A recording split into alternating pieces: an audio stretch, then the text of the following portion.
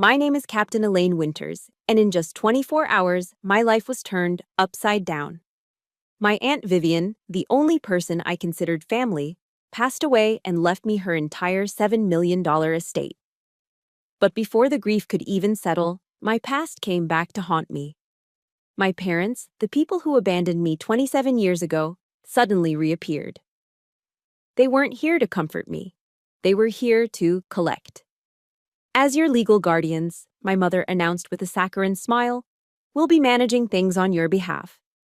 They thought they were dealing with a vulnerable, grieving niece. But then the office door opened, and when they saw the Army colonel turned lawyer my aunt had arranged, their smiles vanished. Before I reveal the secret weapon my aunt left in his briefcase, let me know in the comments where you're watching from. Hit like if you believe family is forged in loyalty, not blood.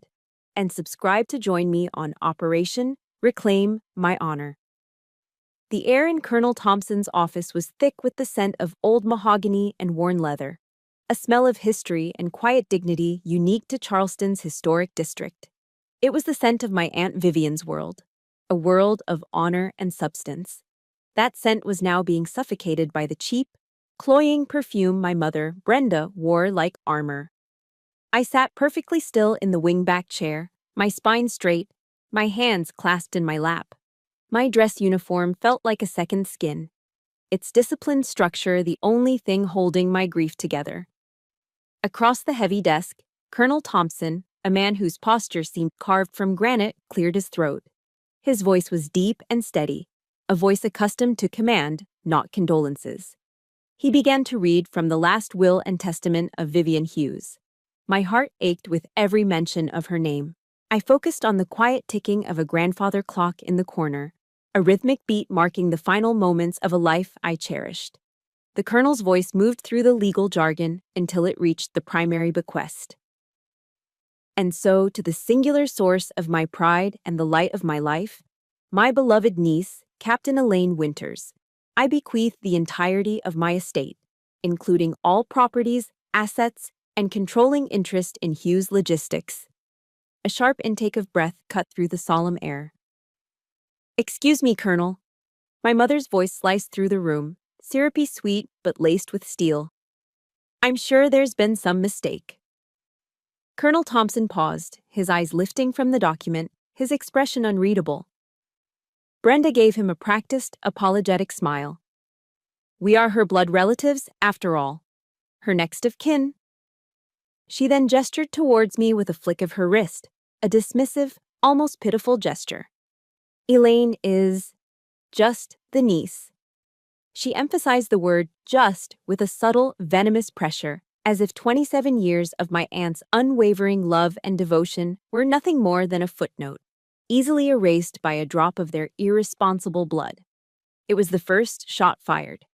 A calculated attempt to invalidate my legal and emotional existence from the outset. I didn't flinch. I simply cataloged the attack, assessing the threat. The colonel, unfazed, continued reading. The will had a special addendum, a passage Vivian must have written herself. His voice softened slightly as he read her words. And to my Elaine, I leave my most precious possession, my entire library.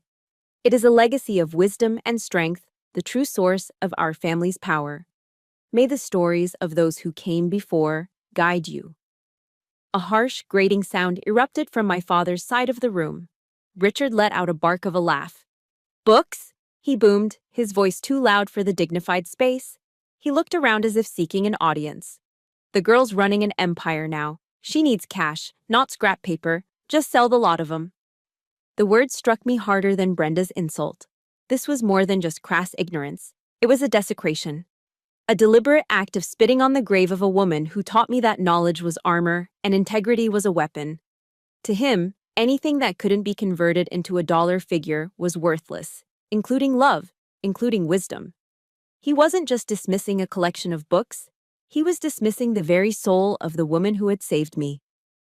Colonel Thompson's jaw tightened almost imperceptibly. He calmly turned a page and pointed a finger at a specific clause. The will is ironclad, Mr. and Mrs. Winters. It was structured to be unassailable. The sickly sweet smile finally melted from my mother's face, replaced by a cold, reptilian glare. She leaned forward, her voice dropping to a conspiratorial hiss meant only for me. "You don't want to go to war with us, Elaine," she whispered, the words slithering through her gritted teeth. "The courts always side with the parents. They'll see you as an unstable soldier, overwhelmed by grief. We'll have you declared incompetent. You'll lose everything, sweetie." It was a classic psychological warfare tactic: sow fear, attack a perceived weakness, and hope for a surrender before the first real battle. She was counting on me being the broken little girl they had abandoned all those years ago. She didn't know that the military doesn't just train you to march. It trains you to stand your ground. It trains you to face down threats far more significant than a bitter woman in a stale perfume. My silence seemed to embolden my father. Richard stood up, his face reddening. "Now you listen here, Colonel. We're not just going to sit back and let this happen." That's when I moved.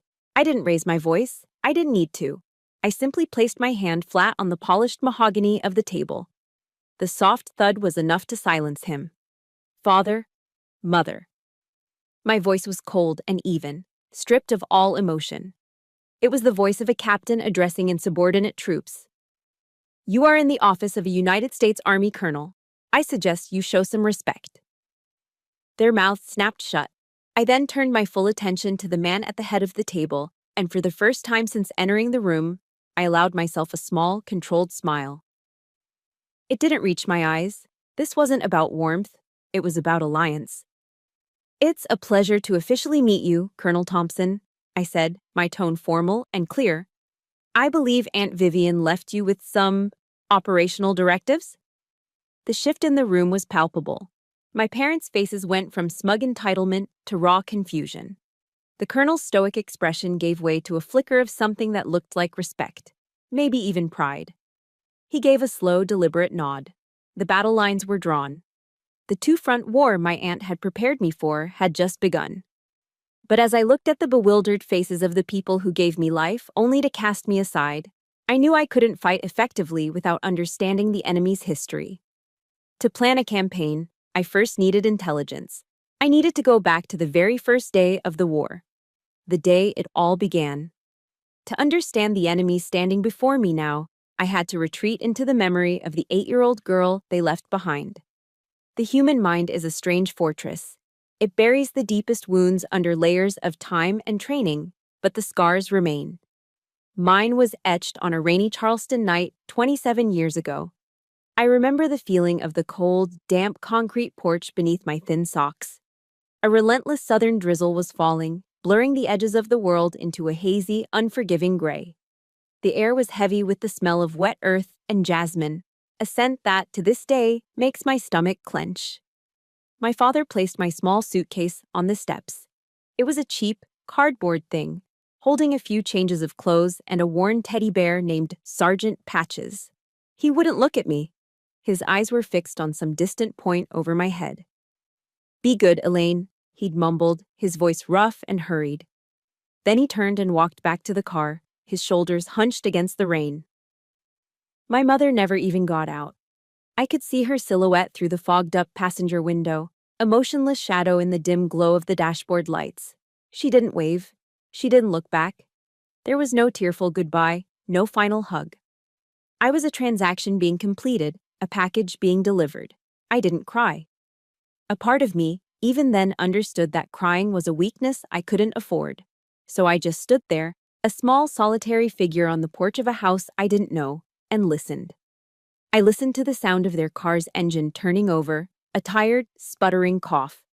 I listened as it faded down the long, oak-lined driveway, its red taillights shrinking until they were swallowed by the mist. When the sound was gone completely, a profound silence descended, broken only by the rhythmic drumming of rain on the tin roof above me. And in that silence, a single, devastating question bloomed in my chest. Why? That feeling, the cold, hard certainty of being something that could simply be left behind, became a permanent part of my internal architecture. It was the scar tissue around which the rest of my life would be built. The heavy front door swung inward. My Aunt Vivian stood there, framed by the warm, golden light of the hallway. She was a tall, formidable woman, wrapped in a silk dressing gown the color of midnight. She didn't rush to me, didn't scoop me into a comforting embrace. She didn't offer platitudes or pity. Instead, she looked directly into my eyes, her own gaze clear and steady, and said the words that would become the foundation of my new life. In this house, we do not cry on the porch, Elaine. We come inside, we make a plan, and we fight. She gave me not what I wanted, but what I needed. She didn't give me sympathy, she gave me a mission. That night, she didn't read me fairy tales about princesses waiting to be rescued. She sat me down at the great oak table in her study, spread out a topographical map of the Appalachian Trail, and taught me how to read contour lines. She gave me a complex algebra problem and waited patiently while I worked through it. She wasn't building a wall to shield me from the world. She was handing me the tools to build my own weapons. She was teaching me to navigate, to calculate, to survive. A few years later, my parents called. It was the first and only time. I was 11, and my heart hammered against my ribs like a trapped bird. They remembered me. They want me back. I crept to the door of Vivian's study, my ear pressed against the cool wood. But they weren't asking for me. I heard my aunt's voice, colder and harder than I'd ever heard it before. "No, Richard, I will not pay off another one of your gambling debts from Vegas," she said, her tone like ice. "The girl has a future here. A real one. Do not try to ruin it." There was a pause, and then the sharp, definitive click of the receiver being placed back in its cradle.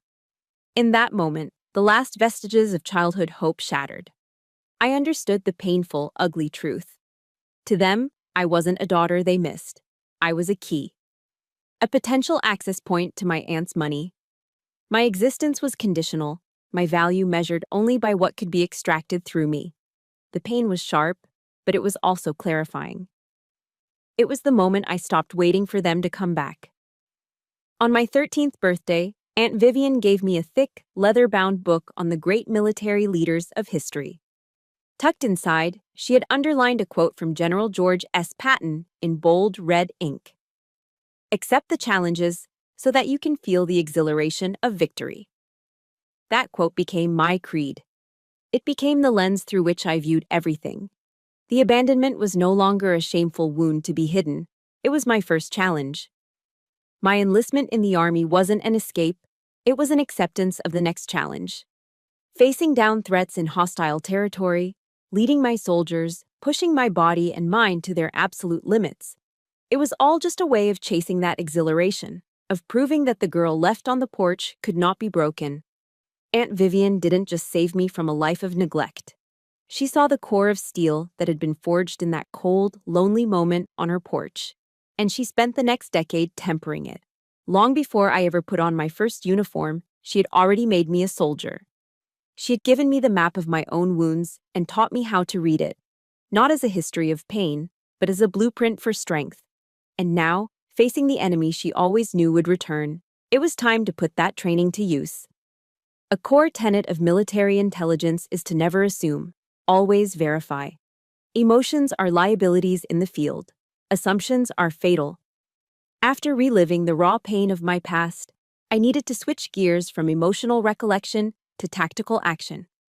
My brief phone call with Colonel Thompson had confirmed it. The best defense is a proactive offense. To win this war, I couldn't wait for them to make a move.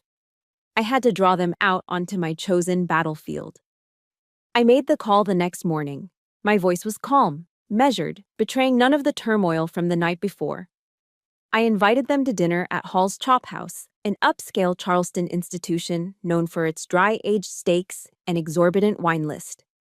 It was a place I knew they couldn't resist, a stage perfectly set for their performance. "I think we should talk," I said simply, offering a verbal olive branch that I knew they would see as a white flag. "Oh, Elaine, honey, of course, we'd love that." Brenda's voice chirped with manufactured delight. The hook was set, the fish were on the line. This wasn't a family dinner, this was a reconnaissance mission on neutral ground. My objectives were clear. 1. Determine their specific demands. 2. Assess their level of commitment to this fight.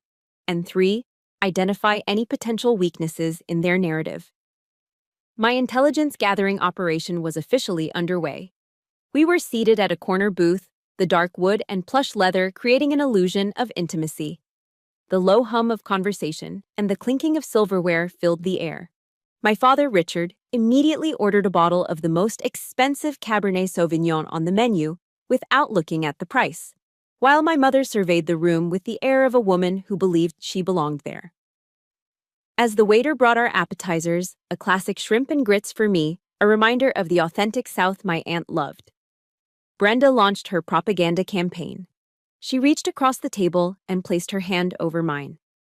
Her skin was cool, her touch practiced, and devoid of any genuine warmth. "You know, Elaine," she began, her voice dripping with counterfeit sincerity, "leaving you with Vivian, it was the hardest decision of our lives." I kept my expression neutral, my gaze steady. I was observing, not participating. "We knew we couldn't give you the best," she continued, her eyes misting over on command. "We were young, struggling. So we sacrificed our own happiness for your future. We gave up our only child so that you could have everything." It was a masterful performance, a complete inversion of reality. The gross negligence of abandonment was being repainted as a noble act of martyrdom. Richard, pausing from his wine, nodded gravely in agreement, dabbing his mouth with a linen napkin. They weren't just telling a lie, they were constructing an alternate history, attempting to brainwash their own daughter into believing she owed them an unpayable debt. They were casting themselves as the victims and me as the ungrateful beneficiary of their great sacrifice. A cold, hard knot of disgust tightened in my stomach. After the main course of prime ribeye steaks had been cleared and my father was on his third glass of wine, he decided it was time to move from emotional manipulation to the real objective. He leaned back in the booth, patting his full stomach with a proprietary air. "Now that you've got everything, Elaine," he said, his tone shifting from sentimental to transactional, "we think it's only fair that you help your parents out a little. We have this investment opportunity in Vegas. A sure thing, really. We just need a little seed money to get it off the ground. $150,000 should do it." $150,000. The number rolled off his tongue so smoothly, so effortlessly, it was clear it had been rehearsed. There was no hesitation, no shame, just the cold, hard demand of a creditor calling in a marker. So that was the price tag they'd put on their parental love. All the talk of sacrifice and difficult decisions was just the preamble to an extortion plot. The appetizer before the shakedown. I suddenly felt the oppressive weight of the fancy meal, the rich food turning to ash in my mouth. I maintained my composure, my military training kicking in, allowing me to compartmentalize the visceral revulsion I felt. I met my father's expectant gaze with a calm, unreadable expression. "That's a significant amount of money," I said, my voice steady. "I'll need some time to consider it." It was the perfect non-committal response, just enough to keep them hopeful, to make them believe their strategy was working. But throughout the entire dinner, my phone had been sitting on the table beside my water glass, screen down. It wasn't just a breach of etiquette I was allowing myself for the evening. It was a listening device. The little red recording icon had been silently capturing every honey-coated lie, every rewritten memory, and every single digit of their audacious demand. When the check came, I paid for it without comment. They left the restaurant believing they had successfully planted the seed of obligation in my mind, confident that their payday was just a matter of time. They had no idea they had just willingly walked into a debriefing and handed me my first piece of actionable intelligence. As soon as I was back in my car, the doors locked, the facade of calm finally crumbled. I took a deep, shuddering breath, the controlled discipline of the evening giving way to a wave of cold fury. I saved the audio file, my fingers moving with swift precision. Then I attached it to a secure message addressed to Colonel Thompson. The subject line was 3 words. The body of the message was 5. Subject: targets engaged. Message: intel acquired. Awaiting further orders. Walking into Colonel Thompson's office was like stepping out of the chaotic battlefield of my emotions and into a secure command center. This wasn't the typical lawyer's den of mahogany and self-important diplomas. This was a soldier's sanctuary. On one wall hung the flag of the United States Army, impeccably folded into its ceremonial triangle and encased in glass. Beside it, a framed black and white photograph showed a much younger Thompson, covered in dust and grit, standing with his unit somewhere that looked hot and dangerous. Battle maps of places I recognized, Fallujah, Kandahar, were pinned to a corkboard. The air smelled of brewed coffee and old paper, a scent of purpose and order. He was standing by the window, looking out over the Charleston rooftops when I entered. He turned, and his greeting wasn't the soft, comforting murmur of a civilian lawyer. It was the direct, no-nonsense acknowledgement of a commanding officer. "Report, Captain." The words were a balm to my frayed nerves. He wasn't treating me like a grieving heiress or a fragile victim. He was treating me like a peer, an officer. I stood straight, my shoulders back, and delivered my report. I recounted the events of the dinner with clinical precision, sticking to facts, observations, and direct quotes. I detailed their tactics, their narrative, their ultimate demand. There was no emotion in my voice, only the flat, analytical tone of an after-action report. He listened intently, his gaze never leaving mine, nodding at key points of intelligence. When I finished, I took out my phone, placed it on his desk, and played the recording from the dinner. Brenda's saccharine lies and Richard's boorish demand for $150,000 filled the quiet office, a profane stain on the honorable atmosphere. When the recording ended, the colonel simply leaned back in his chair, his expression grim but satisfied. "Good," he said. It was the highest form of praise from a man like him. "Excellent work, Captain." In his world, this wasn't a family tragedy to be mourned. It was an intelligence operation, and I had just returned from the field with crucial, undeniable proof. He let out a long, slow breath. "Vivian knew they'd be back," he said, his voice dropping into a deeper, more somber register. "She predicted this exact scenario years ago." He gestured to a worn leather chair opposite his desk. "She wasn't just building a business empire, Captain. She was building a fortress to protect you." For the next hour, he told me about his friendship with my aunt.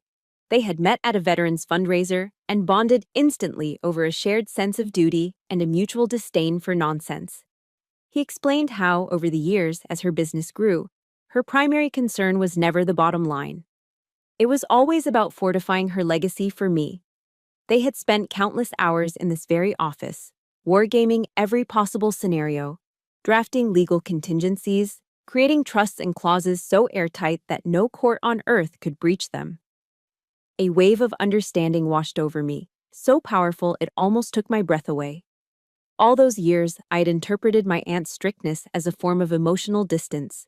The lessons in finance, the insistence on self-reliance, the constant push to be stronger, smarter, tougher. It wasn't detachment, it was preparation.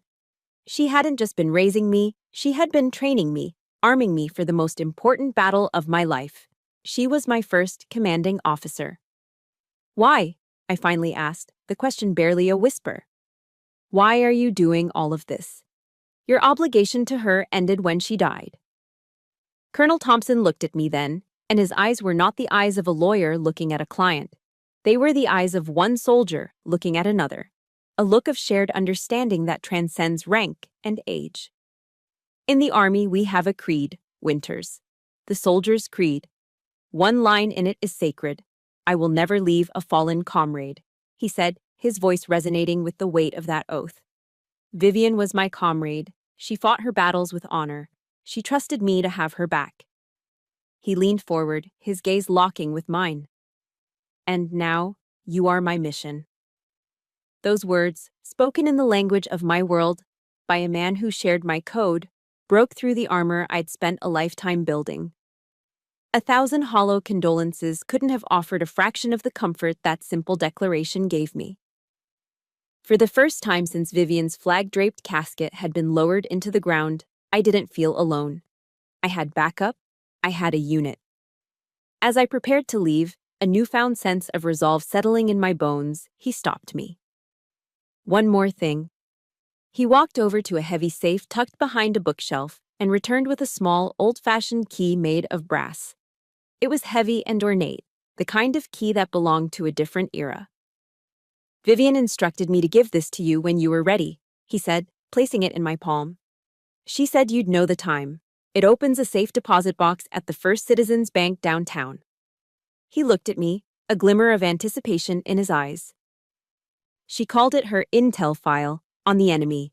She trusted that you, with your skills as an intelligence officer, would know exactly what to do with its contents. The key felt cold and heavy in my hand. It wasn't just a piece of metal. It was an order from a commander I thought I had lost. It was the weapon she had left behind for me in the armory. My heart beat a steady, determined rhythm. My next objective was clear. After my meeting with Colonel Thompson, a quiet, strategic resolve had settled over me. I held the key to my aunt's armory, a tangible piece of her foresight. But I adhered to the colonel's advice: hold your position, maintain discipline, and wait for the enemy to reveal their next vector of attack. I didn't have to wait long. Having failed in their frontal assault, my parents shifted to a more insidious form of warfare, a psychological campaign designed to isolate and discredit me. The first volley was fired from the most sacred ground imaginable.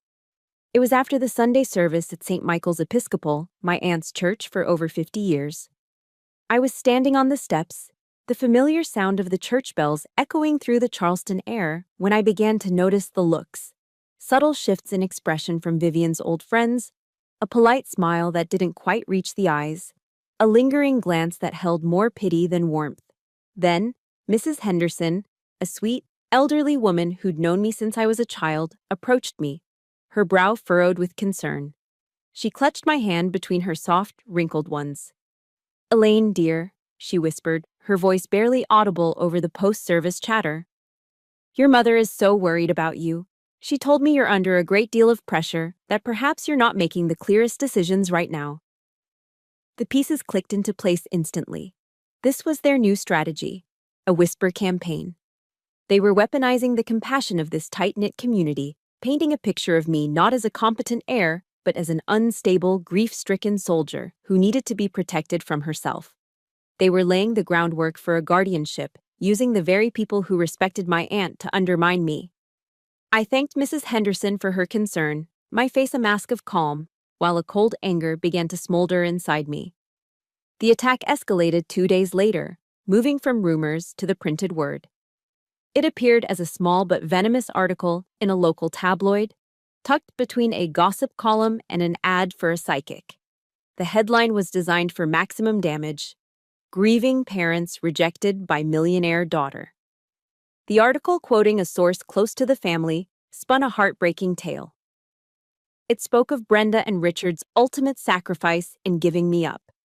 It detailed their heartfelt attempts to reconnect and heal the family, only to be met by a daughter who was cold, distant, and hardened by a harsh military life. They weren't just attacking me, they were attacking my service. They were twisting the very qualities the Army had instilled in me: discipline, strength, emotional control, and recasting them as character flaws, as symptoms of a damaged psyche. It was a vicious, calculated strike, aimed directly at my honor. But the cruelest blow came later that week. It was a frantic phone call from David Connolly, the general manager of Hughes Logistics, and a man who had been my aunt's loyal right hand for 30 years. "Captain Winters, Elaine. You need to know," he said, his voice strained with panic. "Your father was just here, at the main office." My blood ran cold. "What did he do, David?" He introduced himself as the father of the new owner and started questioning the staff. He was asking about financials, hinting at a potential sale of the company. "He's spreading poison, Elaine. The team is spooked. They think you're going to sell them out." This was a direct assault on my aunt's legacy. He was deliberately sowing chaos and instability, trying to dismantle from within everything Vivian had spent her life building. He was turning her own loyal employees against me, creating pressure not just on me personally, but on the very institution I was now sworn to protect. The enemy wasn't just at the gates anymore. They had breached the walls. They were attacking my supply lines and my allies. The final definitive declaration of war arrived the next day. It came via certified mail, a crisp, legal-sized envelope that felt unnaturally heavy in my hands. The return address was for a law firm I didn't recognize, Hoffman and Associates. My stomach tightened. It was the ultimatum. The letter was cold, formal, and brutal. It officially demanded that I relinquish all control of the estate to my parents, who would act as my conservators. If I refused, it stated, they would be forced to petition the court to have me declared mentally incompetent to manage my own affairs. And then came the line that made the world go silent. The final, unforgivable insult. They would base their case, the letter read, on the clear psychological trauma and emotional instability resulting from your years of active military duty. I read the words again and again. They had taken my service, my pride, my sacrifice, the very core of my identity, and twisted it into a weapon to be used against me. They were using the uniform I wore with honor as a shroud to bury me in. That was the tipping point, the final straw, the line in the sand. The quiet, disciplined soldier who absorbed every attack, who stood her ground with silent integrity, was gone. The cold fury that had been smoldering for days finally ignited, not into a raging fire, but into a focused, glacial resolve. My time of passive defense was over. The strategy of holding my position had reached its limit. They had slandered my name, threatened my aunt's legacy, and desecrated my honor as a soldier. They wanted a war. I would give them one. My silence was at an end. It was time to open the armory. Holding the lawyer's letter in my hand, I didn't scream. I didn't throw anything. The rage that surged through me was not hot and chaotic. It was cold, dense, and perfectly focused. It was a fuel. In the military, you're trained to channel adrenaline and anger not into panic, but into decisive action. And in that moment, standing in the quiet of my aunt's study, I received my orders. I didn't hesitate. I grabbed my car keys, the brass key from Colonel Thompson, and walked out the door. My heart wasn't racing. It was beating with the steady, powerful rhythm of a military drum cadence, a march toward a known objective. Every step I took across the gleaming marble floor of the First Citizens Bank lobby echoed in the cavernous space, each footfall a declaration. I knew this was the moment Vivian had prepared me for. This was her final contingency plan being activated. A polite, professional bank manager verified my identity and the power of attorney Colonel Thompson had filed. He then escorted me from the public world of commerce into the hallowed silence of the vault. The air grew cooler, conditioned to a precise, sterile temperature. He used his key, I used mine, and a long, narrow metal box slid out from the wall of numbered doors. He led me to a small private viewing room and left me alone, closing the heavy door behind him with a soft but definitive click. The only sound was the low hum of the ventilation system. My hands were steady as I lifted the lid of the safe deposit box. As the colonel had hinted, there were no jewels, no bearer bonds, no hidden stacks of cash. There was only a single, thick manila file folder. On the tab, written in my aunt's elegant, decisive script, were 3 words: Winters, contingency. My breath hitched. This was it. I was about to look into the abyss they had dug for themselves. I opened the folder. The first document on top was a comprehensive report compiled by a private investigation firm in Las Vegas, dated nearly 10 years ago. It was a meticulously detailed chronicle of their lives since they had left me on that porch. Page after page laid out a sordid history of grifts and failures. There were copies of casino debt markers bearing my father's signature, totaling a staggering 6-figure sum across the MGM Grand and Caesars Palace. There were police reports detailing my mother's involvement in small-time investment scams in Nevada, preying on retirees. Following that was a long, alphabetized list of creditors, angry former business partners, and civil judgments filed against them. The truth was stark and ugly. They weren't just flawed parents who had made a terrible mistake. They were professional con artists, drifters who lived a parasitic existence, leaving a trail of financial ruin and broken trust in their wake. They didn't abandon me because they couldn't provide for me. They abandoned me because I was an anchor on their transient, predatory lifestyle. I felt a wave of nausea, a profound sickness that had nothing to do with anger and everything to do with the sheer scale of their depravity. Aunt Vivian's quote from Sun Tzu echoed in my mind. Know your enemy and know yourself, and you will not be imperiled in 100 battles. My aunt had made sure I would know my enemy. But the document that truly stopped my heart was buried near the bottom of the file. It was a printed copy of an email exchange between my mother and a distant cousin named Mark, dated 15 years prior. My hands began to shake as I read Brenda's cheerful, boastful words. She was describing, in nauseating detail, how she had successfully convinced their cousin to approach Vivian for a $50,000 loan to start a promising new catering business. The business, of course, never existed. The emails laid out their plan to split the money once Vivian had wired it.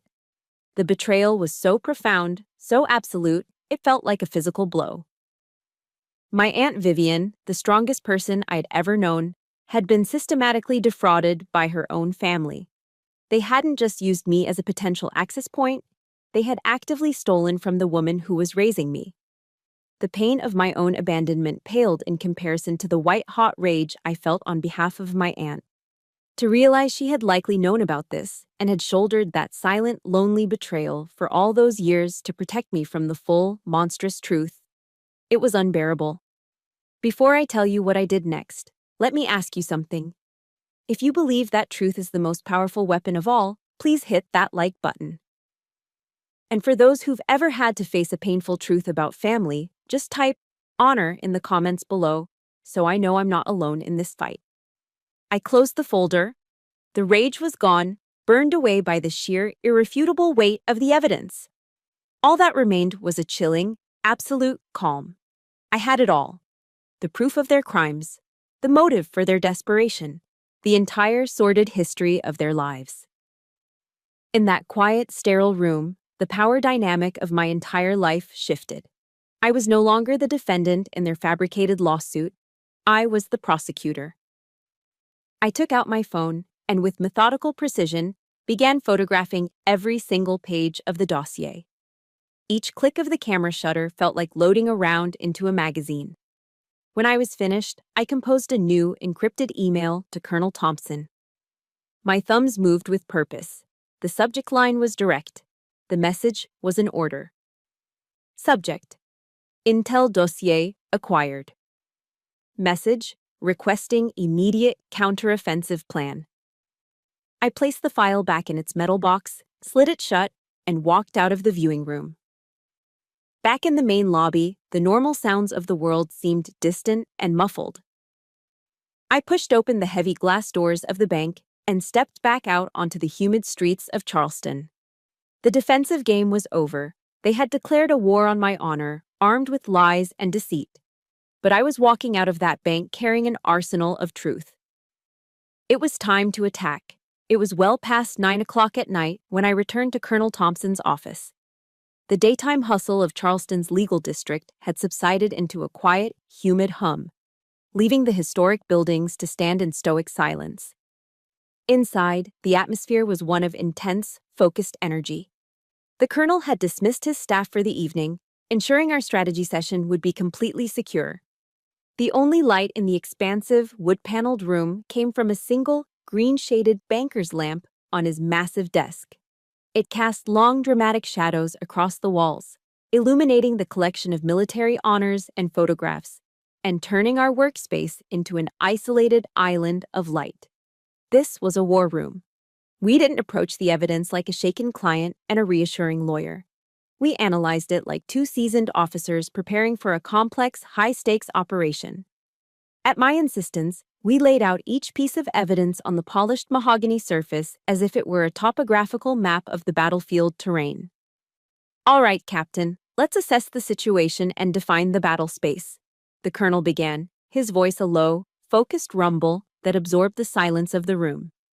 He pointed a steady finger to the thick dossier from the private investigator. This is our primary intelligence report on enemy forces. It details their history of operations, their established methods, and most importantly, their critical vulnerabilities. We know how they think, how they act when they're cornered. Next, his finger tapped the threatening letter from their lawyer, Gerald Hoffman. The crisp papers seemed to crackle under the focused light. This is the enemy's official declaration of war.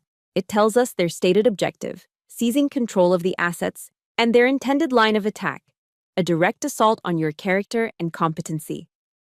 Finally, he gestured to my phone, which held the audio file from the dinner at Hall's Chop House. And this is our boots-on-the-ground reconnaissance, hard confirmation of their immediate financial demands and a clear, undeniable record of their psychological tactics.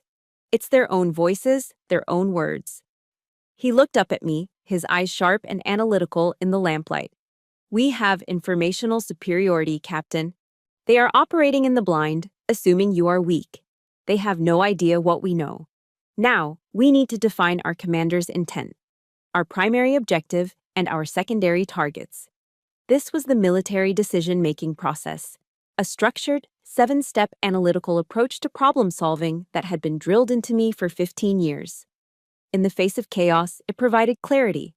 In the face of emotion, it provided logic. It felt as natural as breathing. Our objective isn't just to win the case, Colonel, I stated, my voice firm and clear, echoing his tone. That's merely a tactical victory, a single battle won. The ultimate objective, the commander's intent, is to achieve total mission success. We need to permanently neutralize their ability to ever pose a threat to me or to Aunt Vivian's legacy again. We need a decisive, unconditional victory, not a negotiated settlement or a temporary ceasefire. A slow, deeply approving nod from the colonel. He recognized the language of absolute commitment. Total victory, he echoed, the words tasting of finality. I agree. And to achieve that, we don't just defend our position. We launch a counteroffensive. He picked up a heavy fountain pen and a fresh legal pad. We will file a countersuit. The moment they file their petition, we hit back. We'll sue them for intentional infliction of emotional distress and for defamation of character. We'll turn their attack back on them with twice the force. He began to sketch out the operational plan, his movements precise and economical, his handwriting a sharp, disciplined script. We will not deploy our heaviest artillery immediately. This is key. We let them walk into the settlement meeting, what they'll see as a simple negotiation, believing they hold all the cards. Their lawyer, Hoffman, will be arrogant, pompous. He'll lead with their absurd claim of your incompetence, citing your military service as a liability. He paused, making a sharp note on the pad, ensuring I was following every step. That's when I'll initiate contact. I'll present the weaker, circumstantial evidence first. The tabloid article, the audio recording from dinner. Hoffman will try to dismiss it, claim it's inadmissible, get indignant.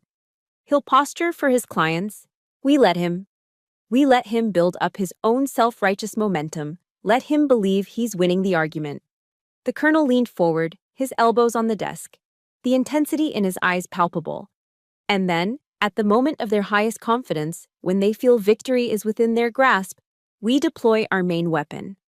We drop the dossier, the fraud convictions, the gambling debts, the history of scams. We won't be attacking their legal claim anymore. We will be methodically obliterating their moral foundation. We will discredit them so completely as individuals that their entire case collapses under the weight of their own corruption. It's a psychological shock and awe campaign. The plan was brilliant. It was methodical, ruthless, and perfectly aligned with military doctrine. Gain intelligence, identify a critical vulnerability, and apply overwhelming, concentrated force at the decisive point. A surge of cold, clean confidence washed through me. The hurt and anger were gone, burned away and replaced by the pure focus of a mission. As I looked at the names of the victims listed in the investigator's report, an idea began to form. An addition to the plan. A final devastating maneuver that could end the war in a single stroke. I have one more thought, Colonel, I said, pointing to a specific page in the report. The dossier lists the names of their other victims, specifically the cousin, Mark Winters, who my mother used to defraud Aunt Vivian. What if we could get him on our side? Colonel Thompson's eyes lit up with a strategist's gleam.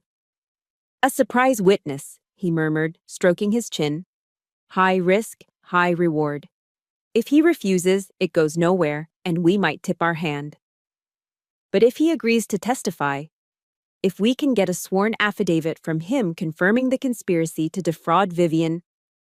He trailed off, a grim, determined smile touching his lips. It would be the kill shot, the final, undeniable proof that their entire narrative of being loving, sacrificial parents is a calculated lie. He straightened up, his decision made. Leave that to me. My firm has resources, and I still have contacts from my time in the JAG Corps. We'll find him. He looked at me, his expression turning serious. You need to prepare yourself, Captain. The coming engagement will be brutal. They will attack you personally. But we are ready. Our plan is sound.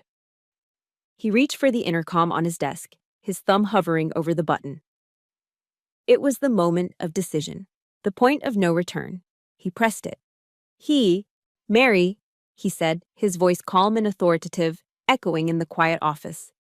Get me Gerald Hoffman's office on the line. I want to schedule a settlement conference for our mutual clients, as soon as possible. The conference room at Hoffman & Associates was the antithesis of Colonel Thompson's office. It was a cold, sterile environment of glass, chrome, and gray leather. Floor-to-ceiling windows offered a panoramic view of the Charleston Harbor, but the beauty of the scenery felt muted, soulless. It was a space designed for intimidation, a modern battlefield where deals were cut and fortunes were broken. I sat with my back straight, my hands resting calmly on the cool glass tabletop, my face an impassive mask. My mission today was simple: observe and maintain discipline. The colonel was leading this assault. My parents, Richard and Brenda, sat opposite us, flanking their lawyer, Gerald Hoffman. They radiated a smug, confident energy. Brenda offered me a tight, pitying smile, while Richard leaned back in his chair, looking for all the world like a man who had already won. Hoffman, a slick man with a gold watch and an overly friendly demeanor, arranged his papers with a flourish. He began with a long, patronizing speech, his voice smooth and rehearsed. He spoke of the sanctity of the family unit, the natural bonds between parents and children, and the solemn duty of a child to honor their elders. He painted a picture of my parents as loving, concerned figures, forced into this unfortunate legal position by a daughter clearly overwhelmed by grief and the lingering trauma of war. Colonel Thompson listened with the patience of a predator, his hands steepled in front of him, his expression utterly unreadable. He let Hoffman talk until the man had exhausted his entire arsenal of sentimental clichés. When a self-satisfied silence finally fell, the colonel didn't argue. He didn't debate a single point. He simply reached into his briefcase, retrieved the small digital recorder I'd used, and placed it in the center of the glass table. Then he pressed play. The room, which had been filled with Hoffman's pompous monologue, was suddenly consumed by a chilling silence, broken only by the crystal-clear recording of my father's voice. We think it's only fair that you help your parents out a little. $150,000 should do it. The color drained from Gerald Hoffman's face. My mother's smile froze and shattered. My father's jaw went slack. This recording is inadmissible, Hoffman stammered, scrambling for a legal foothold. It was made without my client's consent. It's illegal. Colonel Thompson raised a single, quizzical eyebrow. Is it now? Perhaps you're right, counselor. He reached over and switched off the recorder with a decisive click. Then let's move on to things that are a matter of public record. Things that are, shall we say, perfectly legal. He reached back into his briefcase. The atmosphere in the room had shifted from smug confidence to palpable dread. The first document he produced was a thick, bound report. He slid it across the table with enough force that it spun to a perfect stop directly in front of my father. This, the colonel said, his voice flat and cold, is a certified copy of Mr. Winters's gambling debt profile from Caesar's Palace and the MGM Grand in Las Vegas. The outstanding markers total just over $200,000. He produced a second identical binder and slid it in front of my mother. And this is a compilation of the civil suits filed against Mrs. Winters in the state of Nevada for investment fraud. Small-time scams mostly, targeting retirees. Richard and Brenda stared at the documents as if they were live grenades. Their faces were ashen, a sickly, chalky white. Hoffman lunged forward to protest, but the colonel held up a hand, a gesture of absolute command that stopped him cold. "I'm not finished, Mr. Hoffman," he said, his voice dropping an octave. He then pulled out the third and final file, the Winters Contingency Dossier. It landed on the table with a heavy final thud that seemed to echo in the silent room. "This is the result of a private investigation commissioned by my late client, Ms. Vivian Hughes, several years ago." He opened the file, his movements deliberate and unhurried. "I could walk you through the various petty crimes and deceptions detailed within, but for the sake of time, I'd like to draw your attention to a particular exhibit." He pulled out a sheaf of papers and fanned them out on the table like a winning hand. "These are copies of emails between your client, Mrs. Winters, and a Mr. Mark Winters. In them, she quite brazenly conspires with him to defraud Ms. Hughes of $50,000 for a phantom business venture." A strangled gasp escaped my mother's lips. It was a raw, animal sound of pure panic. Richard didn't make a sound. He just seemed to shrink, collapsing in on himself in his expensive leather chair. Gerald Hoffman looked like a man who had just watched his entire career flash before his eyes and end in a fiery wreck. The colonel leaned forward, his voice now like sharpened steel. "Based on this evidence, Mr. Hoffman, we are not only rejecting your client's frivolous and insulting petition, we are hereby informing you of our intent to file a countersuit for defamation, slander, and intentional infliction of emotional distress." He paused, letting the words hang in the air like a death sentence. "Furthermore, this entire dossier will be hand-delivered to the district attorney's office this afternoon for a review of potential criminal fraud charges." The silence that followed was absolute. It was the silence of total, unconditional defeat. Hoffman, realizing he had been led into a perfectly executed ambush, frantically leaned over to whisper in his client's ears. I could see their panicked, darting eyes, the frantic shaking of their heads. After a tense minute, Hoffman straightened up, his professional facade completely gone, replaced by the pale, sweaty sheen of a man in deep trouble. My clients will be withdrawing their petition," he said, his voice thin and trembling. "We will not be pursuing this matter any further. All claims are hereby rescinded." He and my parents scrambled to their feet, a clumsy, uncoordinated retreat. They moved like defeated soldiers staggering off a battlefield, refusing to meet my gaze, their eyes fixed on the door as if it were a portal to salvation. As the door clicked shut behind them, a profound quiet fell over the room. Colonel Thompson looked at me, a silent question in his eyes. I should have felt triumphant, vindicated, victorious. But I didn't. As the adrenaline of the confrontation drained away, it left behind a vast, hollow emptiness. The battle was over. The enemy had surrendered. I had won. But as I stared out the window at the beautiful, indifferent harbor, I realized the war inside me was just beginning. In the days following the confrontation, I didn't feel the exhilaration of victory that General Patton had promised. There was no elation, no triumphant satisfaction. There was only a profound and bone-deep exhaustion, the kind a soldier feels after a long, brutal campaign. The war was over, but my body and soul were still braced for impact. Vivian's grand Charleston house, a place that had always felt like a sanctuary, suddenly seemed too large, too quiet. The silence echoed with the ghosts of what had been lost. Victory, I was discovering, had a bitter aftertaste. I had successfully defended my aunt's honor and protected her legacy. But to do so, I'd had to detonate a truth so toxic it had permanently irradiated the landscape of my own origins. I had to become the prosecutor of the very people who gave me life.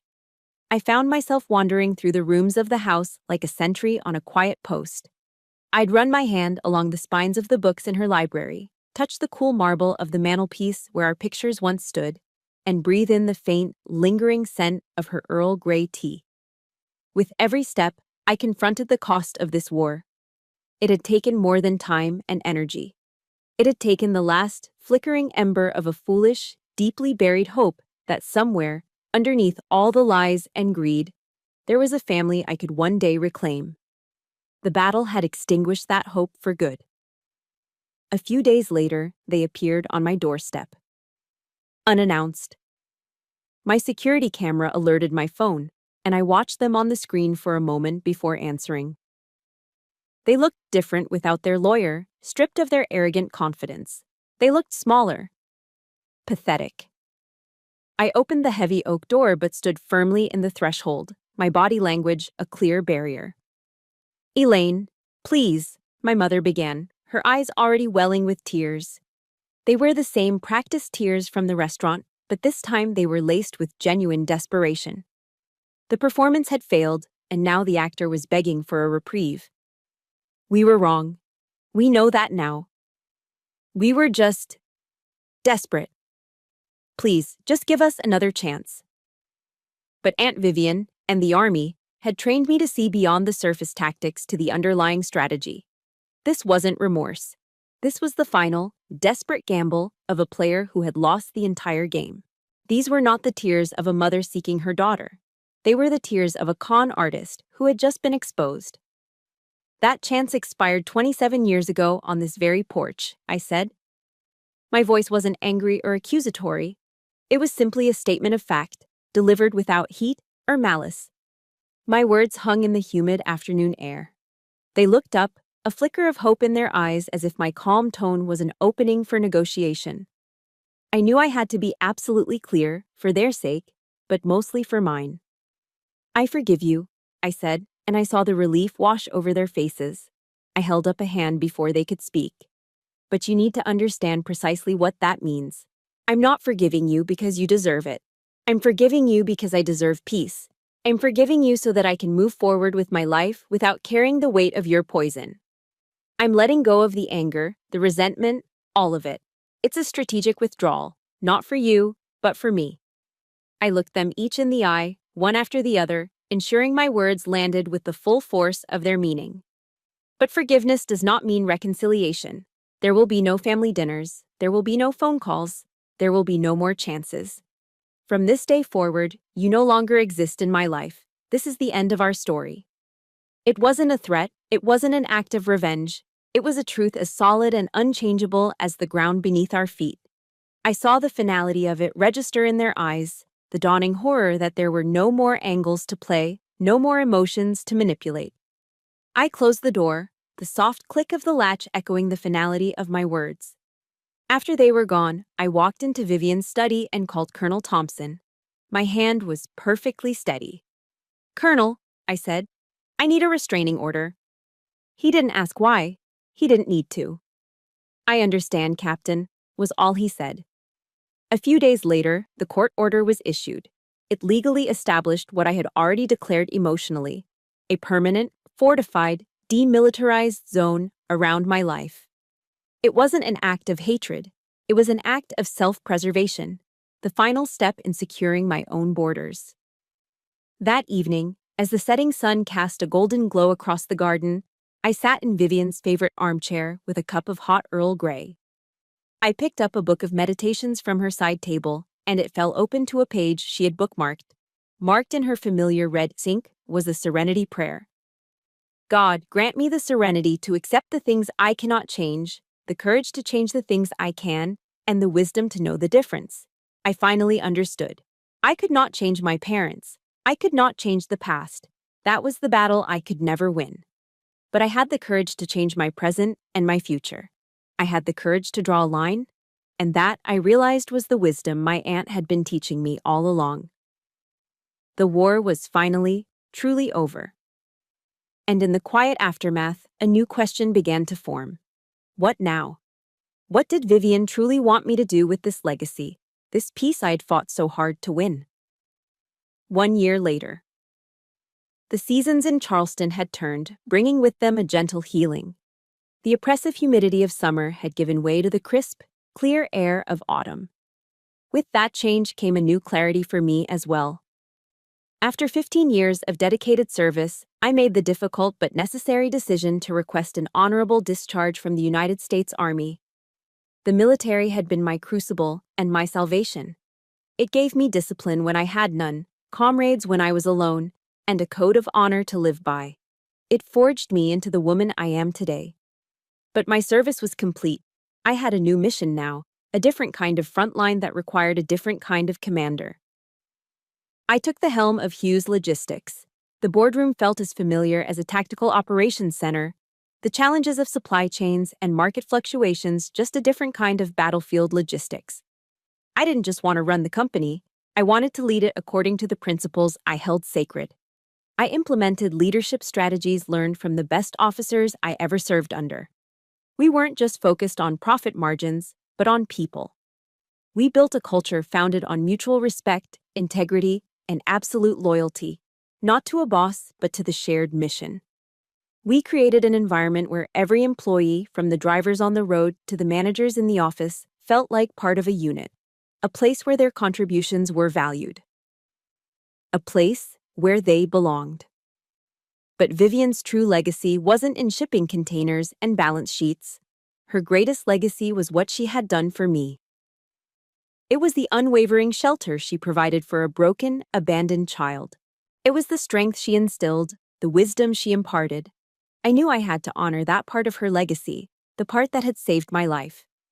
To do that, I took a significant portion of the estate's assets and established a nonprofit organization, the Vivian Hughes Young Warriors Foundation.